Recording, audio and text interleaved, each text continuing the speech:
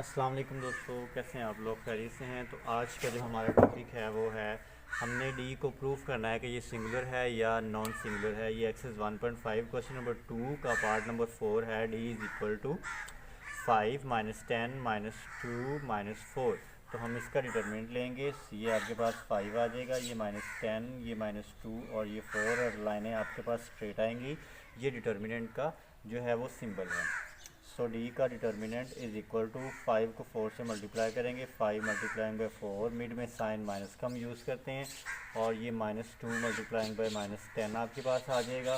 सो D का determinant 5 4 ज़ार आपके पास 20 आ जाएगा, और माइनस माइनस माइनस प्लस आपके पास आएगा ये, और ये 2 10 ज़ार आपके पास 20। So 20 deducted by 20 is equal to 0। और जिस मैट्रिक्स का डिटर्मिनेंट आ जाए ज़ीरो वो हमारे पास सिंगुलर है, और जिसका डिटर्मिनेंट ज़ीरो के अलावा कोई और नंबर है वो नॉन सिंगुलर है। सो आपने लिखना है, सो डी का determinant is equal to zero है, so it is singular matrix.